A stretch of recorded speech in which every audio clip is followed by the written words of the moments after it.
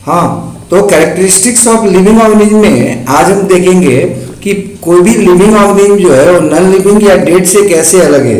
हाँ, क्या अंतर है उनमें, लिविंग में और डेड में और नॉन लिविंग में क्या डिफरेंस है, ये तब पता लग जाएगा जब हमको ये मालूम हो जाए कि लिविंग ऑर्गेनिज्म जो होता है या लिविंग स्ट्रक्चर्स जो होते हैं उनका क्या कैरेक्टरिस्टिक फीचर्स है। अब ये जो लिविंग ऑर्गेनिज्म का कैरेक्टरिस्टिक फीचर है उसमें आपका कुछ प्रमुख कैरेक्टरिस्टिक फीचर को हम लोग देखते हैं। उसमें पहला है न्यूट्रिशन या नरिशमेंट। जो भी लिविंग होता है, जो भी लिविंग ऑर्गेनिज्म होता है वो क्या करता है, न्यूट्रिशन करता है। न्यूट्रिशन का मतलब यहाँ पर हम लोग इतना ही ले लेंगे कि समझ में आ जाए केवल, बाकी तो आगे डिटेल से पढ़ना ही है। न्यूट्रिशन का मतलब आपके दिमाग में ये आ जाना चाहिए कि न्यूट्रिशन जो है वो आपका क्या है, प्रोक्योरमेंट है आपका न्यूट्रिएंट्स का। और वो जो प्रोक्योरमेंट है न्यूट्रिएंट्स का या फूड का, उसका उपयोग किया जाना किसमें, एनर्जी के रूप में, ग्रोथ के रूप में या रिपेयर में जो है ना यूज जो होता है ना, इसी को हम कहते हैं क्या भाई, नरिशमेंट, न्यूट्रिशन कहते हैं। तो न्यूट्रिशन कोई भी अगर आपको बोले तो आपके दिमाग में ये बात आ जानी चाहिए कि न्यूट्रिशन का मतलब क्या है। न्यूट्रिशन का मतलब है फूड या न्यूट्रिएंट्स को लिया जाना और उसका उपयोग होना एनर्जी के लिए, ग्रोथ के लिए, रिपेयर के लिए, इवन मेंटेनेंस के लिए। इसमें क्या क्या हो सकता है, न्यूट्रिएंट्स में carbohydrate, protein, fat, vitamin, minerals और वाटर होते हैं। अब न्यूट्रिशन जो होता है वो कितने प्रकार का होता है, आप लोग को पहले भी प्रीवियस क्लासेस में था ये सब पढ़ना कि जो आपका न्यूट्रिशन होता है वो दो प्रकार का होता है, एक है आउटोट्रॉपिक और एक होता है हेटेरोट्रॉपिक। ठीक है, आउटोट्रॉपिक न्यूट्रिशन उस न्यूट्रिशन को बोलते हैं जिसमें ऑर्गेनिज्म जो है वो अपना ऑर्गेनिक न्यूट्रिएंट्स या जिसको फूड बोल सकते हैं आप, ऑर्गेनिक न्यूट्रिएंट्स जो होता है उसी को हम सामान्यतः फूड बोलते हैं। तो ये जो ऑर्गेनिक न्यूट्रिएंट्स है वो खुद बनाता है अपना, किसी से वो प्राप्त नहीं करता, मतलब किसी दूसरे पर निर्भर नहीं करता। तो वैसा न्यूट्रिशन जिसमें ऑर्गेनिज्म अपना ऑर्गेनिक फूड या न्यूट्रिएंट्स खुद सिंथेसाइज करता है, किसी और से प्राप्त नहीं करता, क्या कहलाता है, आउटोट्रॉपिक न्यूट्रिशन कहलाता है। और ऐसे ऑर्गेनिज्म जो आपका आउटोट्रॉपिक न्यूट्रिशन करते हैं उनको आउटोट्रॉप्स कहते हैं। लेकिन आउटोट्रॉपिक न्यूट्रिशन करने वाले ऑर्गेनिज्म को हम प्रोड्यूसर भी कहते हैं। प्रोड्यूसर कहने का कारण क्या है, प्रोड्यूसर कहने का कारण ये है कि वो जो आपका ऑर्गेनिक फूड बनाते हैं, ऑर्गेनिक न्यूट्रिएंट्स बनाते हैं, उसका उपयोग खुद तो करते ही करते हैं, अगले जो भी यहाँ पर ऑर्गेनिज्म है, इस पृथ्वी पर जो भी ऑर्गेनिज्म आपका मौजूद है, उन सारे ऑर्गेनिज्म को जो है ना फूड जो मिलता है अदर्स ऑर्गेनिज्म को, वो इन्हीं का फूड से मिलता है।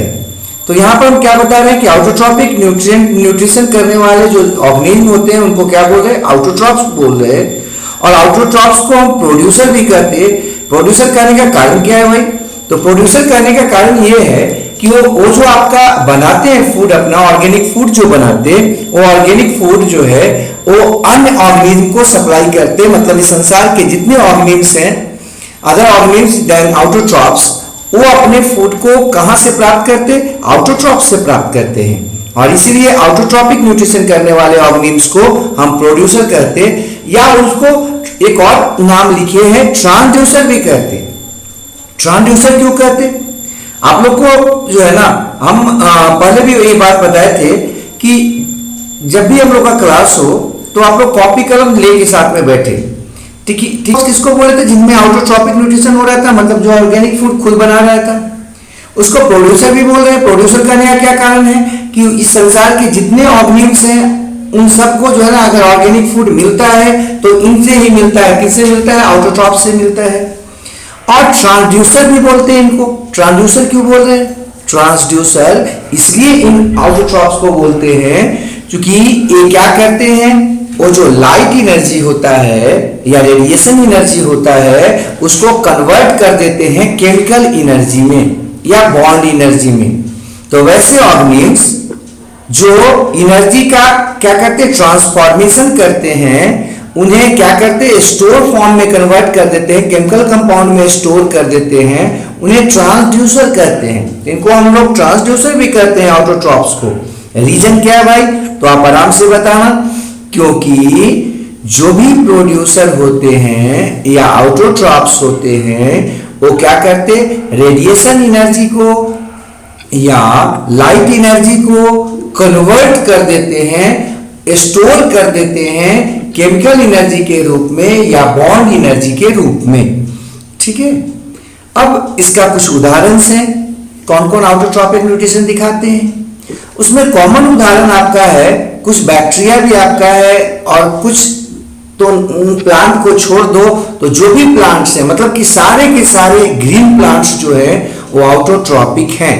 हाँ, कुछ प्लांट्स हैं जो आपका ऑटोट्रॉपिक नहीं होते, लेकिन कुछ एनिमल्स भी हैं जो ऑटोट्रॉपिक जैसा व्यवहार करते हैं, ऑटोट्रॉपिक जैसा काम करते हैं। जैसे यूग्लिना का नाम सुने होंगे आप। यूग्लिना जो है वो एनिमल है, लेकिन लाइट के उपस्थिति में वो आराम से अपना ऑर्गेनिक न्यूट्रिएंट्स खुद बनाता है, और इसलिए यूग्लिना को भी हम लोग ऑटोट्रॉप्स में रख देते हैं। लेकिन हम आगे जब बढ़ते तो नेक्स्ट है हेटेरोट्रॉपिक न्यूट्रिशन। हेटेरोट्रॉपिक न्यूट्रिशन जो होता है उस तरह का न्यूट्रिशन होता है जिसमें जीव जो है अपना भोजन खुद नहीं बनाता। ये भोजन का मतलब या फूड का मतलब आपके दिमाग में आ जाना चाहिए ऑर्गेनिक न्यूट्रिएंट्स। फूड बोले तो ऑर्गेनिक न्यूट्रिएंट्स खुद नहीं बनाता, तो इसको कहते हैं हम, क्या बोलते बाबू, इसको हम बोलते हैं ऑटोट्रॉपिक के जगह पर हेटेरोट्रॉपिक, और जो खुद बनाएगा उसको बोलेंगे ऑटोट्रॉपिक। ठीक है, नेक्स्ट बात जो करते वो है कि जो ऑर्गेनिज्म इस तरह का न्यूट्रिशन करेगा, हेटेरोट्रॉपिक न्यूट्रिशन करेगा, उसको बोलते हम, क्या बोलते भाई, उसको बोलेंगे हेटेरोट्रॉप्स। और हेटेरोट्रॉप्स के साथ यहां पर एक और बात लिखी है, कंज्यूमर्स भी कहते हैं इसको। कंज्यूमर्स क्यों कहते हैं हेटेरोट्रॉप्स को? क्योंकि ये जो है ना अपने भोजन के लिए किसी और पर निर्भर करते हैं या किसी और से प्राप्त करते हैं, कंज्यूम करते हैं उसको, इसलिए जितने हेटेरोट्रॉप्स हैं उन सबको हम एक साथ कंज्यूमर भी कहते हैं। तो कंज्यूमर कहने का वो हेटेरोट्रॉप्स का बोल रहे थे, हेटेरोट्रॉप्स को ही हम लोग क्या बोल रहे हैं, कंज्यूमर बोल रहे हैं। कंज्यूमर बोलने का कारण क्या था, क्योंकि ये अपना फूड जो है खुद नहीं बना सकता और ये दूसरे से प्राप्त करता है, दूसरे पर निर्भर करता है, इसलिए इसको हम लोग क्या कहते हैं, कंज्यूमर कहते, या दूसरे को खाने वाला बोलते, कंज्यूम कर जाने वाला। नेक्स्ट, इसका एग्जाम्पल्स कौन है? इसका एग्जाम्पल्स में आपको बताए थे कि नॉन ग्रीन जो प्लांट्स होते हैं वो इसमें आ जाएंगे। आप नॉन ग्रीन प्लांट्स में कई प्लांट्स के बारे में जानते भी होंगे। कुछ प्लांट्स में अमरबेल भी एक है, आप देखे होंगे, थोड़ा येलोइश, पेल येलोइश, हल्का पीला रंग का जो है ना एक आपका वो पतला सा जो है ना टेंड्रिल जैसा कुछ होता है प्लांट, जो प्लांट पर पाया जाता है पैरासाइट के रूप में, और उससे क्या करता है, अपना भोजन को आराम से लेता है। उसके फ्लोएम से क्या करता है, भोजन को, बना बनाया भोजन जो उसके जो आपका लीव्स है, लीव्स से प्लांट के डिफरेंट स्ट्रक्चर्स या पार्ट में जो जाता रहता है भोजन, उसको फ्लोएम से वो अपने खुद ले लेता है, प्राप्त कर लेता है। तो ऐसा नॉन ग्रीन प्लांट ढेर सारे हैं जो इसमें आ जाएंगे। फिर सभी के सभी एनिमल्स इसमें आ जाएंगे। एक आध एनिमल्स जैसे आपको हम बताए थे, यूग्लिना को आप रख सकते हैं ऑटोट्रॉप्स में, तो यहाँ पर लिखे इसलिए सभी एनिमल्स। फिर फंजाई है, हाँ, फंजाई में मशरूम है, म्यूकर है, पढ़े होंगे, अभी जो है ना वर्तमान में पूरा मशरूम वगैरह चल रहा है। फिर रेस्ट जो भी बैक्टीरिया है जो ऑटोट्रॉपिक नहीं है वो सब के सब इसमें आ जाएंगे। तो अधिकांश बैक्टीरिया जो है ना वो आपका हेटेरोट्रॉपिक होता है, ऑटोट्रॉपिक नहीं होता। अब हेटेरोट्रॉप्स को भी दो भाग में तो बांटा ही जा सकता है, एक है फैगोट्रॉप्स और एक है ऑस्मोट्रॉप्स। फैगोट्रॉप्स उसको बोलते हैं जो क्या करता है, भोजन को जो है ना इंजेक्शन करता है, मतलब भोजन को वो आपका जिस रूप में भोजन है उसी रूप में ले लेता है, टुकड़ा करके ले लेता है अपने बॉडी के अंदर और उसके बाद डाइजेशन करता है। अर्थात वैसे एनिमल्स जिनमें डाइजेशन क्या होता है, बॉडी के अंदर होता है, उसको कहते हैं फैगोट्रॉप्स, या आपको इंजेस्टिव मोड ऑफ न्यूट्रिशन वाले एनिमल भी बोलते हैं। नेक्स्ट बात है, दूसरा है ऑस्मोट्रॉप्स। तो वैसे एनिमल्स या वैसे ऑर्गेनिम्स जिनमें इंजेस्टिव मोड ऑफ न्यूट्रिशन होता है, कोई भी वैसा है जिसमें इंजेस्टिव मोड ऑफ न्यूट्रिशन हो तो उसको क्या बोलेंगे, फैगोट्रॉप्स बोलेंगे। और जिनमें एब्जॉर्प्टिव मोड ऑफ न्यूट्रिशन हो, मतलब डाइजेशन क्या करते हो, डाइजेशन अपने बॉडी के बाहर कर लेते हैं। हाँ, डाइजेशन पहले बॉडी के बाहर करेंगे, उसके बाद अंदर लेंगे, उसको एब्जॉर्ब करेंगे, डाइजेस्टेड जो है ना न्यूट्रिएंट्स उसको एब्जॉर्ब कर लेंगे। तो अर्थात एब्जॉर्प्टिव मोड ऑफ न्यूट्रिशन जिसमें पाया जाता है उन्हें कहते हैं ऑस्मोट्रॉप्स। अब ऑस्मोट्रॉप्स भी जो है उनको लोग जो है ना दो भाग में बांट देते हैं। एक है बायोट्रॉप्स, जो लिविंग ऑर्गेनिज्म से ले रहे हैं उसको डाइजेस्ट कर करके, और दूसरा क्या है, डेड मैटर से प्राप्त कर रहे हैं, सैप्रोट्रॉप्स। अब यहां पर जो है ना समानता, ऑस्मोट्रॉप्स जो होते हैं, अधिकांश जो ऑस्मोट्रॉप्स होते हैं वो सैप्रोट्रॉप्स होते हैं, ये ध्यान रखिएगा, डेड मैटर से ही प्राप्त करते हैं। बहुत कम ऐसे हैं आपका ऑस्मोट्रॉप्स, मतलब कि डाइजेशन बाहर करके अंदर लेने वाले, जो आपका लिविंग ऑर्गेनिज्म से प्राप्त करते हैं। कुछ एक हैं, लेकिन बांटे जा सकते हैं दो भाग में। सैप्रोट्रॉप्स किससे लेगा, सड़ा गला से, मतलब मृत जो है ना, या डेड जो मैटर है जो ऑर्गेनिज्म का, उससे अपना भोजन लेता है। अब इसको भी जो है ना हम दो भाग में बांट सकते हैं। सैप्रोट्रॉप्स को ही लोग लाइसोट्रॉप्स भी कहते हैं। लाइसो मतलब उसको गला देने वाला, सड़ा देने वाला। तो जितना आप जहां भी आप देखते होंगे बाहर में कूड़ा करकट सड़ रहा है, गल रहा है, या कहीं पर कंपोस्ट बन रहा है, तो वहां भी आपका देखते होंगे दुर्गंध टाइप का आता है। तो ये जो सड़ने गलने का जो प्रोसेस होता है ना, उसको जो पूरा करे उसको सैप्रोट्रॉप्स कहते हैं। और सैप्रोट्रॉप्स जो होते हैं, चूंकि वो सड़ाते हैं, उसको गलाते हैं, उसको समाप्त करते हैं उसको, इसलिए उसको लोग लाइसोट्रॉप्स भी कहते हैं। अब ये भी आपके दो भाग में बांटे जा सकते हैं, सैप्रोफाइट्स और सैप्रोजोअन्स, है ना। यूनिसेलुलर एनिमल्स जो आपका सैप्रोफिटिक न्यूट्रिशन करते हैं या सैप्रोट्रॉपिक न्यूट्रिशन करते हैं, उनको सैप्रोजोअन्स कहते हैं। लेकिन जो आपके प्लांट लाइक ऑर्गेनिज्म है, जैसे बैक्टीरिया है, फंजाई है, उसको हम लोग सैप्रोफाइट कर देते हैं। हाँ, जो आपका सड़े गले ऑर्गेनिक मटेरियल से अपना फूड प्राप्त करते हैं। फिर से हम बोल रहे हैं, हेट्रोट्रॉप्स क्या था, जो दूसरे पर निर्भर था अपने न्यूट्रिशन के लिए। हेट्रोट्रॉप्स को दो भाग में बांट सकते हैं आप, फैगोट्रॉप्स और ऑस्मोट्रॉप्स। फैगोट्रॉप्स किसको बोलेंगे, जो फूड को अपने बॉडी के अंदर ले लेता है और उसका डाइजेशन करता है, अर्थात जिसमें इंजेस्टिव मोड ऑफ न्यूट्रिशन होता है या एनिमल टाइप ऑफ न्यूट्रिशन होता है। और इसका कॉमन एग्जांपल आप सब एनिमल्स को देखते हैं, हम लोग हैं एनिमल्स में, जितने एनिमल्स को देखते होंगे वो क्या करते हैं, अपने भोजन को अपने बॉडी के अंदर लेते हैं, उसके बाद उसका डाइजेशन करते हैं। अब इसको ऑस्मोट्रॉप्स को भी हम लोग मतलब जो एब्जॉर्प्टिव मोड ऑफ न्यूट्रिशन दिखाते हैं, वैसे ऑर्गेनिज्म को भी दो भाग में बांट सकते हैं। अगर लिविंग ऑर्गेनिज्म को क्या कर रहे हैं, लिविंग ऑर्गेनिज्म के पार्ट को डाइजेस्ट करके उससे अपना फूड प्राप्त कर रहे हैं, तो उसको बोलेंगे हम सामान्यतः बायोट्रॉप्स। लेकिन वैसे आपका हेट्रोट्रॉप्स जो सड़े गले मृत मतलब कि डिस्कार्डेड जो है ना ऑर्गेनिक मैटर्स को डिकम्पोज करके डाइजेस्ट करके अपना न्यूट्रिशन प्राप्त कर रहे हैं, तो उनको बोलते हैं हम क्या, सैप्रोट्रॉप्स। अब अगर सैप्रोट्रॉप्स भी जो है ना वो प्लांट लाइक ऑर्गेनिज्म होंगे तो सैप्रोफाइट्स में आ जाते, और अगर एनिमल्स हैं, यूनिसेलुलर एनिमल्स हैं, समानता आप प्रोटोजोन्स में पढ़ोगे ढेर सारे प्रोटोजोन्स हैं जो सैप्रोफाइट्स है ना, तो उनको हम क्या बोलते हैं, सैप्रोजोन्स बोल सकते हैं। इसमें प्लांट्स आ जाएंगे, फंजाई, माइक्रोऑर्गेनिज्म, बैक्टीरिया वगैरह आ जाएगा इसमें सैप्रोफाइट्स में, और इसमें यूनिसेलुलर एनिमल्स आ जाएंगे। ये तो पहला था कैरेक्टरिस्टिक फीचर। किसका कैरेक्टरिस्टिक फीचर है भाई, तो ये कैरेक्टरिस्टिक फीचर है आपका, उसका किसका है, तो ये आपका लिविंग ऑर्गेनिज्म का था। उसके बाद था ग्रोथ, दूसरा कैरेक्टरिस्टिक फीचर।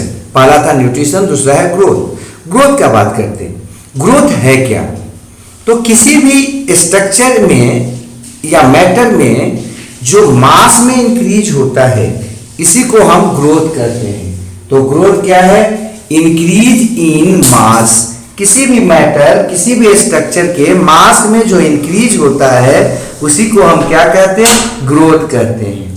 अब ग्रोथ जो होता है उसमें आपका जो लिविंग ऑर्गेनिज्म का ग्रोथ है वो अलग तरह का होता है, नॉन लिविंग का अलग तरह का होता है। नॉन लिविंग भी ग्रोथ करते हैं, डेड भी ग्रोथ करते हैं कुछ। जैसे नॉन लिविंग में आप देखे होंगे कि आपका जो मिश्री का ढेला बनता है वो किसका बना होता है, वो क्रिस्टल्स का होता है बना हुआ, शुगर क्रिस्टल्स का बना होता है, जो क्या होते हैं एक के ऊपर आपका डिपॉजिट होते जाते हैं और अंत बड़ा सा जो है ना वो आपका क्या होता है, एक ढीला जिसको बोलते हैं आप, एक जो है ना आपका मटेरियल मिल जाता है। यहाँ पर आपको अगला है लिविंग ऑर्गेनिज्म जो होता है उसमें आपका जो ग्रोथ होता है साइज में भी होता है और नंबर में भी होता है सेल का। अगर किसी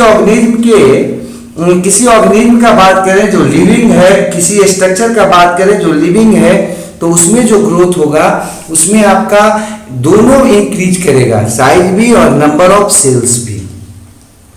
increase in number of cells जो होता है वो किसके कारण होता है, एक प्रोसेस के कारण होता है जिसे हम सेल डिवीजन कहते हैं। ये जो सेल डिवीजन होता है कई प्रकार के होते हैं, डिटेल से पढ़े भी होंगे और आगे भी देखेंगे। इन एनिमल्स यूनिसेलुलर एनिमल्स का अगर हम बात करते हैं तो उसमें जो ग्रोथ होता है वो मुख्यतः आपका साइज में बड़ा होने के कारण उसमें ग्रोथ होता है। जैसे कोई अमीबा है, अमीबा कैसा है, यूनिसेलुलर है। अब बोलेंगे कि अमीबा जो है ना उसमें ग्रोथ हो रहा है, तो नॉर्मल जो आपको बोला जाए, नेचुरल रूप में बोला जाए कि अमीबा में ग्रोथ हो रहा है, तो आपके दिमाग में क्या बात आनी चाहिए कि उसका जो बॉडी था उसका साइज बड़ा हो रहा है। पारामीशियम है, पारामीशियम में ग्रोथ हो रहा है, अगर ये कहा जाए तो आपके दिमाग में क्या बात आनी चाहिए कि वो जो आपका पारामीशियम जो हमको बताया जा रहा है जिसके बारे में, उसका साइज क्या हो रहा है, बड़ा हो रहा है। तो यूनिसेलुलर ऑर्गेनिज्म में ग्रोथ का बात अगर आएगा तो समान रूप में आपके दिमाग में ये बात आ जानी चाहिए कि ग्रोथ का मतलब यूनिसेलुलर में होता है कि उसके सेल के साइज में इंक्रीज होना। लेकिन अगर हम विट्रो कंडीशन में बोलेंगे, ये तो हो गया विवो कंडीशन, नेचुरल कंडीशन का बात कर रहे थे। हाँ, हमारे अंडर का बात नहीं था वो। नेचुरल कंडीशन में अगर किसी यूनिसेलुलर ऑर्गेनिज्म में ग्रोथ का बात करेंगे तो इसका मतलब होगा increase in size of the cell. लेकिन अगर आर्टिफिशियल कंडीशन की बात करेंगे हम, कल्चर मीडियम में या इन विट्रो कंडीशन में अगर ग्रोथ का बात किया जाए तब क्या होगा, मुख्यतः increase in number of cells का बात है। जैसे कोई अगर आपसे कहा कि किसी लेबोरेटरी में अमीबा का ग्रोथ हो रहा है, किसी लेबोरेटरी में बैक्टीरिया का ग्रोथ हो रहा है, तो आपके दिमाग में क्या आना चाहिए, ये आना चाहिए कि लेबोरेटरी मतलब कि वहाँ क्या होगा, कल्चर मीडियम होगा या न्यूट्रिटिव मीडियम होगा, जिसको इन विट्रो कंडीशन बोलेंगे हम, क्योंकि हमारे नियंत्रण में है। तो ये जो आपका है इन विट्रो कंडीशन में जो ग्रोथ है उसमें क्या हो रहा होगा, तो उस बैक्टीरिया की संख्या को बढ़ाई जा रही होगी। उस जो आपके जीव जिसको हम लिए हैं, जैसे अमीबा है या पारामीशियम है, तो उसकी संख्या में वृद्धि हो रही होगी। लेकिन अगर नेचुरल कंडीशन में बात किया जाए यूनिसेलुलर में, तो आपके दिमाग में क्या होना चाहिए, ग्रोथ का मतलब क्या समझना चाहिए कि ग्रोथ का मतलब है उसके साइज में वृद्धि, है ना, साइज बड़ा हो रहा था। लेकिन अगर हम लेबोरेटरी का बात करें, ह्यूमन कंट्रोल्ड इन्वायरमेंट का बात करें, इन विट्रो मीडियम का बात करें या कंडीशन में अगर ग्रोथ का बात करें, तो आपके दिमाग में क्या आनी चाहिए कि उनकी सेल की संख्या में वृद्धि की जा रही थी या की जा रही है। अब आते हैं मल्टी सेलुलर ऑर्गेनिज्म में। तो मल्टी सेलुलर ऑर्गेनिज्म में अगर ग्रोथ का बात करें तो ग्रोथ जो होता है मल्टी सेलुलर में वो दोनों तरह का होता है। एक तो साइज में भी आपका ग्रोथ होता है और दूसरा नंबर में भी ग्रोथ होता है। सेल्स का नंबर जो बढ़ता है ये भी उसमें ग्रोथ में आता है, तो उसका ग्रोथ करेंगे। यूनिसेलुलर में क्या बोले थे, नेचुरल कंडीशन में साइज ऑफ द सेल और आर्टिफिशियल कंडीशन में नंबर ऑफ द सेल्स। जबकि मल्टी सेलुलर में ग्रोथ का मतलब क्या बता रहे हैं कि उसमें साइज भी बढ़ेगा और नंबर ऑफ सेल्स भी बढ़ेंगे। नेचुरल कंडीशन बोलो, आर्टिफिशियल कंडीशन बोलो, सब कंडीशन में सेम बात है। अब मल्टी सेलुलर जो ऑर्गेनिज्म है कई है उसमें, जिसमें कॉमन है एनिमल में जो ग्रोथ होता है वो आपका कुछ समय तक होता है, एक निश्चित एज तक होता है और उस एज के बाद उसका ग्रोथ क्या होता है, रुक जाता है। लेकिन प्लांट्स का अगर ग्रोथ का बात करें तो उसमें कंटिन्यू करता है, उसके पूरे जीवन काल तक रहता है। मतलब कोई भी प्लांट जब तक जिंदा रहेगा तब तक उसमें क्या होता रहेगा, ग्रोथ होता रहेगा। अगर इसमें आपको दिक्कत लग रहा है तो आप ऐसे समझ लो, कोई आदमी अगर जो है ना 20 साल में अगर 5 फीट या 6 फीट का हो गया है, 20 वर्ष के उम्र में अगर 6 फीट का हो गया है और उसमें ग्रोथ होता रहे तो क्या हो जाएगा।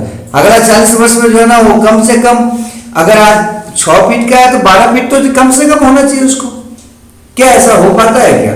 नहीं हो पाता। क्यों नहीं हो पाता? कि हम लोग में एक लिमिट के बाद, आप पढ़ोगे या पढ़े भी होंगे कि हम लोग में जो है ना, ह्यूमन का बात अगर करें तो उसमें सेक्स हार्मोन्स निकलते हैं, मेल सेक्स हार्मोन और female sex hormone. Male sex hormone का नाम था टेस्टोस्टेरोन, जबकि फीमेल सेक्स हार्मोन का नाम था एस्ट्रोजन।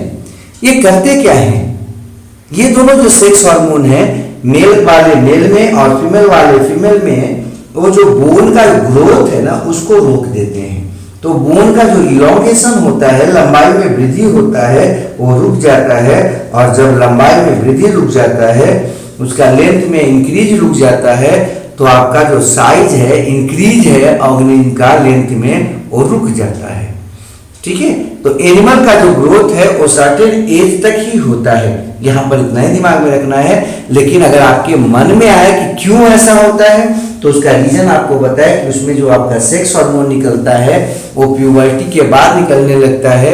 हाँ, 12 से 14 वर्ष की उम्र होते होते तक आप में जो है ना सेक्स हार्मोन आना शुरू हो जाता है। और जब वो एक बार आना शुरू हो जाता है तो फिर ग्रोथ जो है वो क्या करता है, वो आपको सस्टेन करवा देता है, रोक देता है। अर्थात ग्रोथ जो है ना कंटिन्यू नहीं कर पाता।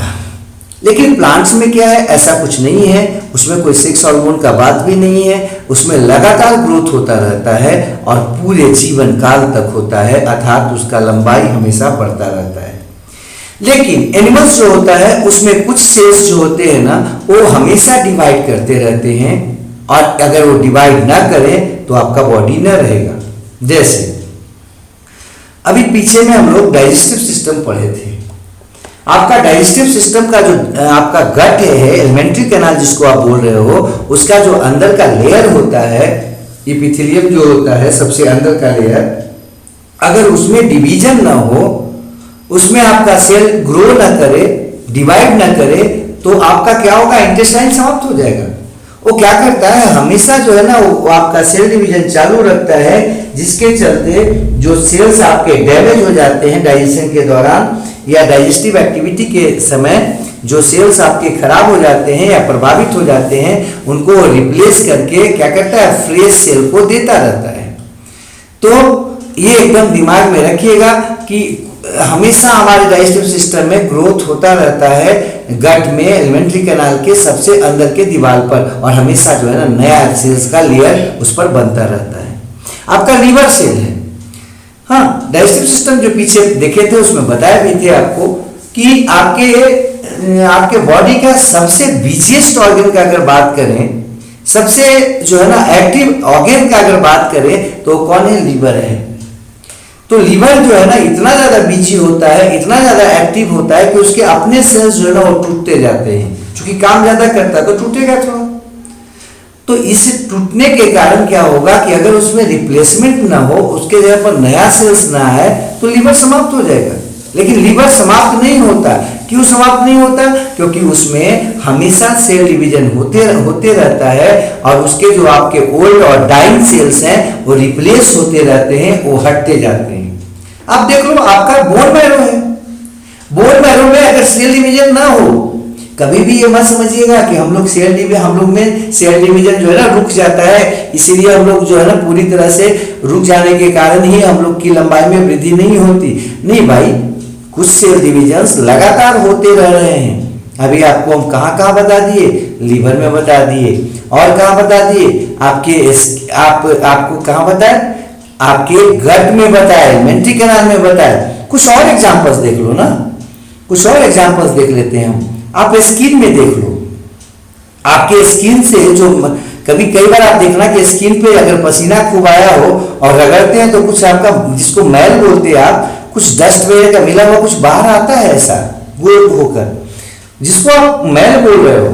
ये जो आपका मटेरियल जो निकलता है रब करने पर सरफेस को, उसमें से अधिकांश जो होता है वो आपके एपिडर्मिस के सेल्स के टूटने से निकलता है बाहर। तो आपके जो भी आपके सेल्स हैं एपिडर्मिस पे, वो अधिकांश जो है डिवीजन करते हैं, और अगर डिवीजन न करें तो आपका स्किन क्या होगा, समाप्त हो जाएगा, और आपका बॉडी अंदर जो है ना, और आपका डिजीज हो जाएगा, रोगग्रस्त हो जाएगा। तो आपके ऊपर के जो चमड़ा का जो लेयर है उसको हमेशा मेंटेन करने के लिए, पुराने मरते हुए सेल्स को हटाए जाने के लिए वहां पर सेल डिवीजन का होना आवश्यक है। तो स्किन पर हो गया, और स्किन पर अगर हो गया तो नेल्स भी आ जाएगा उसी में, हाँ, आपके हेयर्स आ जाएंगे उसी में। तो हेयर्स वगैरह जो है ना आपके जो बढ़ते हैं, तो क्यों बढ़ते हैं? क्योंकि उसके जो कुछ सेल्स हैं वो हमेशा लगातार सेल डिवीजन करते रहते हैं। नेक्स्ट बात करते हैं, और कौन ऑर्गन है जहां पर सेल डिवीजन होता रहता है? तो और भी आपको बताए हम, जहां पर सेल डिवीजन आपका लगातार और हमेशा होता रहता है। आपके गोनट्स हो गए, गोनट्स में जो है ना वो आपका सेल डिवीजन होता रहता है, ठीक है।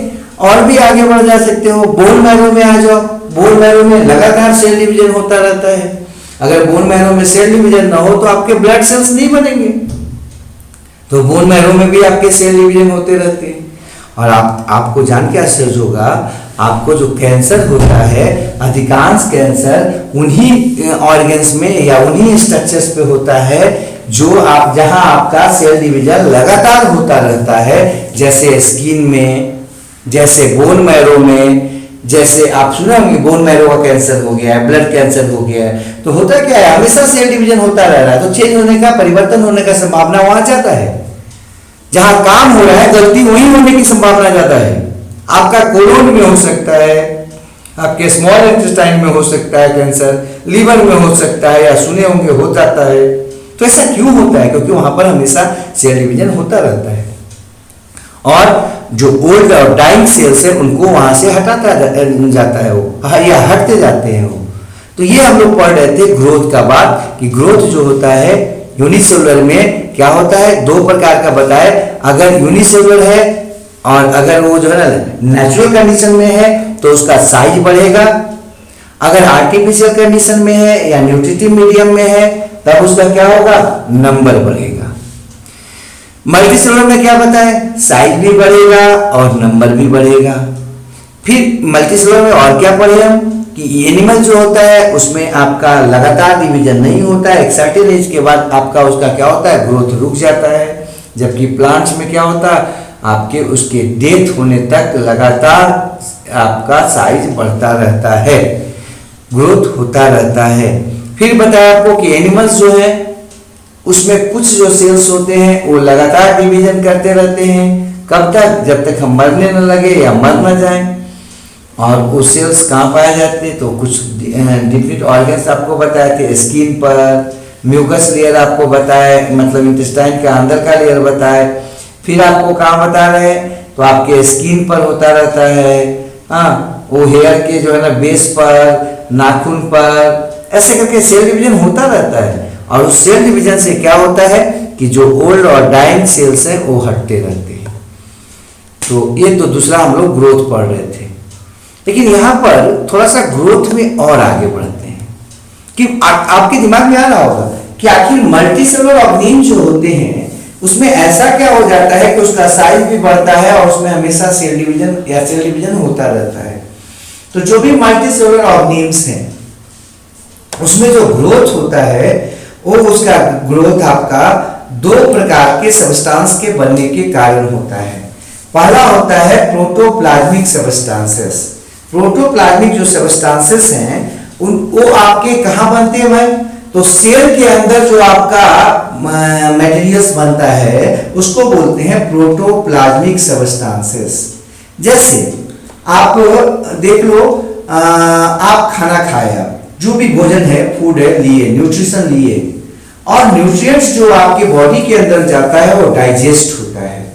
तो वो किस रूप में होता है? एक्सट्रिंसिक मटेरियल्स के रूप में होता है। मतलब जो प्रोटीन खाए वो कैसा है? एक्सट्रिंसिक है, मतलब बॉडी के बाहर का है। जो कार्बोहाइड्रेट खाए वो कैसा है? एक्सट्रिंसिक है। जो फैट खाए वो कैसा है? एक्सट्रिंसिक है, बाहरी है। लेकिन जब आपके बॉडी के अंदर जाता है तो सेल क्या करता है? सेल उसको अपने जो है ना कंपोनेंट्स के रूप में कन्वर्ट करने लगता है या कन्वर्ट करता है, और इसी को कहते हैं हम क्या? Protoplasmic substances. अगर प्रोटोप्लाज्म के रूप में कन्वर्ट नहीं होगा तो क्या होगा? सेल उसको यूज नहीं कर पाएगा, उससे आपका अलग अलग स्ट्रक्चर्स नहीं बन पाएंगे। नेक्स्ट है एपोप्लाज्मिक सब्सटेंसेस। सेल्स के बाहर मौजूद वैसे सब्सटेंस जो सेल्स के बाहर का इन्वायरमेंट या मीडियम बनाते हैं एपोप्लाज्मिक सब्सटेंसेस कहलाते हैं। एपोप्लाज्मिक सब्सटेंसेस सामान्यतः जो है ना आपको टिश्यू के मैट्रिक्स के रूप में नजर आ सकता है, आपको नजर आता होगा। जो भी टिश्यू होते हैं उनमें सेल्स के बीच में कुछ मटेरियल्स भरा होता है, कुछ आपका जो है ना उसका अपना कंपोनेंट्स होता है कुछ भरा हुआ, और उसी को क्या बोलते हैं? मैट्रिक्स कहते हैं। तो मैट्रिक्स जो है वो एक प्रकार का एपोप्लाज्मिक सब्सटेंसेस है। तो फिर से बोल रहे हैं कि मल्टीसेलुलर ऑर्गेनिज्म में जो ग्रोथ होता है वो आपका दो प्रकार के सब्सटेंसेस के बनने से होता है। पहला क्या बताया? प्रोटोप्लाज्मिक सब्सटेंसेस, जो कहाँ बनता है? सेल के अंदर बनता है। और दूसरा है एपोप्लाज्मिक सब्सटेंसेस, जो सेल्स के बाहर बनता है और समांतर टिश्यू का मैट्रिक्स बनाता है।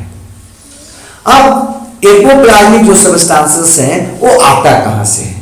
तो एपोप्लाज्मिक सब्सटेंसेस जो है वो सिक्रीट होता है सेल्स से। जिस सेल्स के बाहर वो रहता है वो सेल क्या करता है? उसको सिक्रीट करता है। हाँ, इसमें क्या क्या चीज हो सकता है? तो इसमें फाइबर्स होता है, केमिकल्स होता है, जिसमें कैल्शियम साल्ट कॉमन है। आप देखे होंगे बोन में, बोन मैट्रिक्स जो होता है उसमें कैल्शियम कार्बोनेट वगैरह पाया जाता है, कैल्शियम के साल्ट्स पाए जाते हैं। तो ये जो कैल्शियम साल्ट्स हैं वो कैल्शियम साल्ट कहाँ से आते हैं? तो आप बता दोगे कि जो आपका सेल्स है उसका बोन का, वही क्या करता है?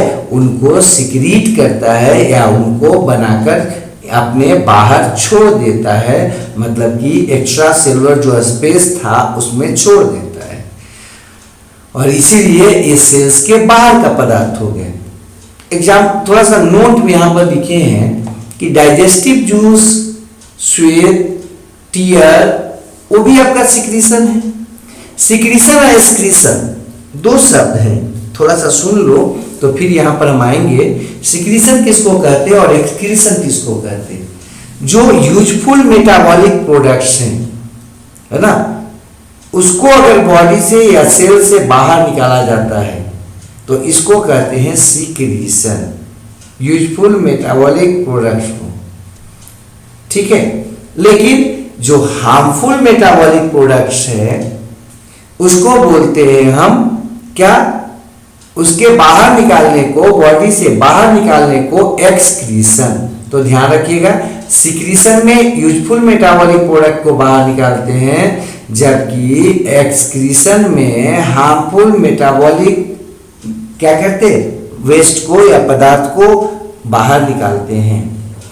ठीक है, अब यहां पर बात हम करते कि ये जो है आपका डाइजेस्टिव जूस, स्वेट या टीयर्स, क्या वो फायदेमंद है या नहीं है? सब के सब फायदेमंद है। जरा सोचो, अगर डाइजेस्टिव जूस ना निकले तो आपका डाइजेशन होगा क्या? नहीं होगा। अर्थात ये फायदेमंद चीज है।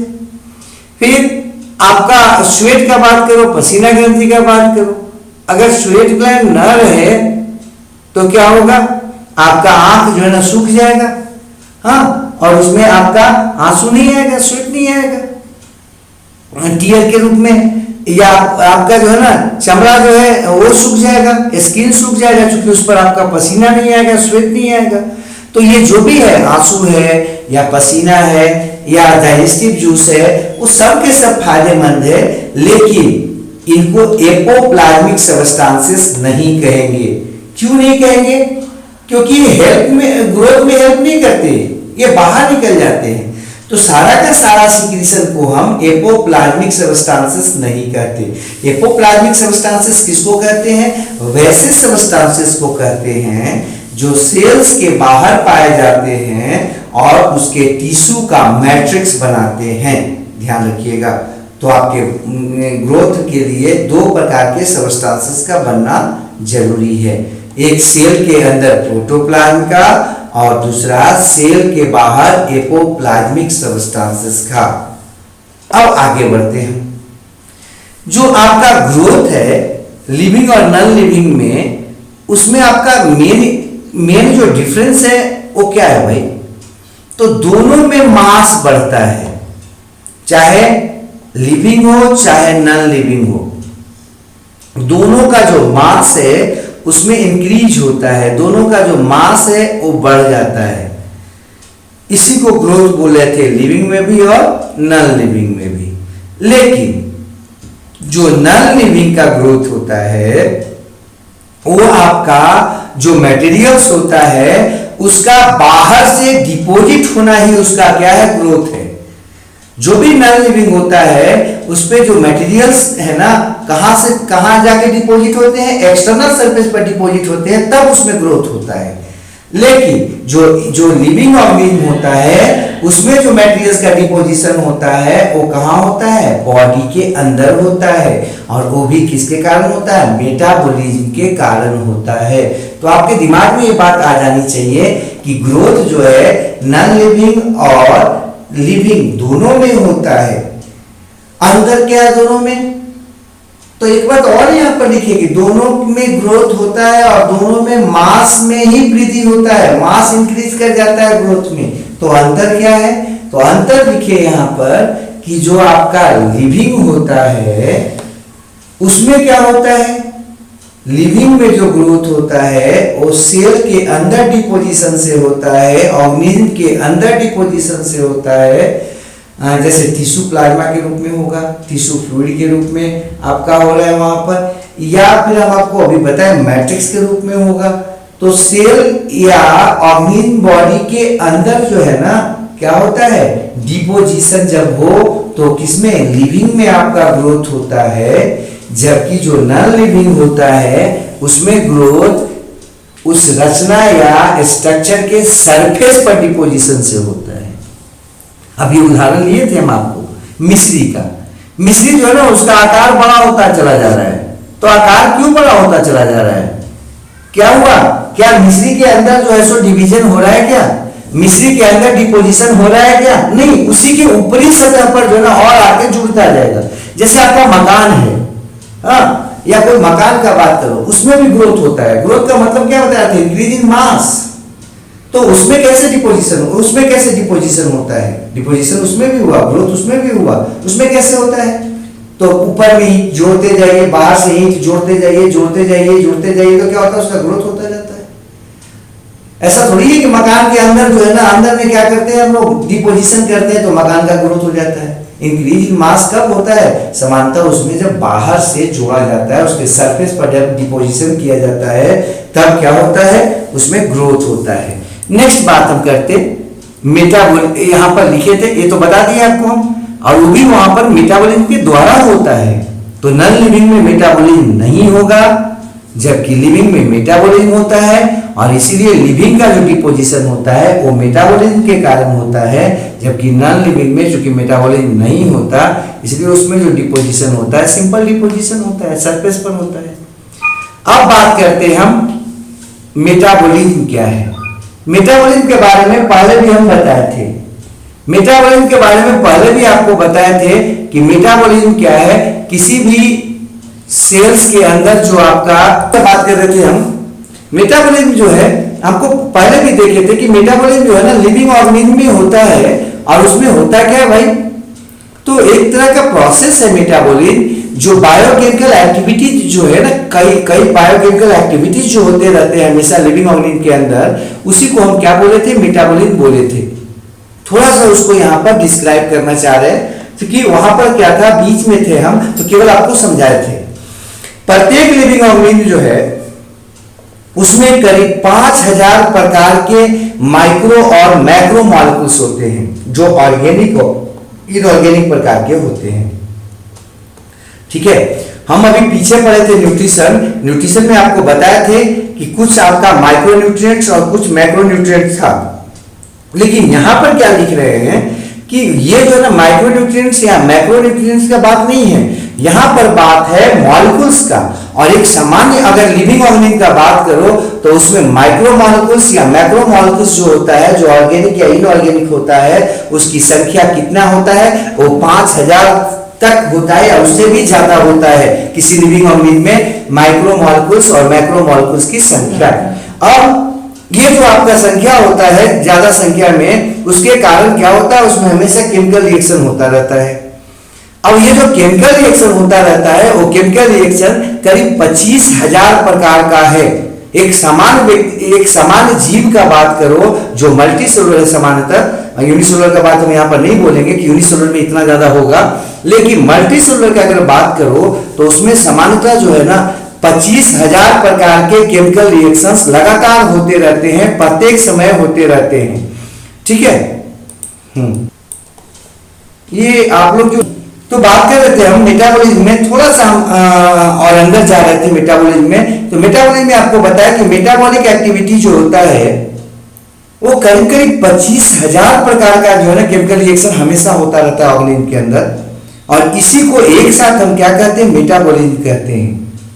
ये जो मेटाबॉलिज्म होता है अगर ना हो तो जो भी एक्टिविटी हमारे बॉडी दिखाता है, जो भी प्रॉपर्टी हम दिखाते हैं वो दिखा नहीं पाएंगे, ना हम सुन पाएंगे, ना बोल पाएंगे, ना समझ पाएंगे।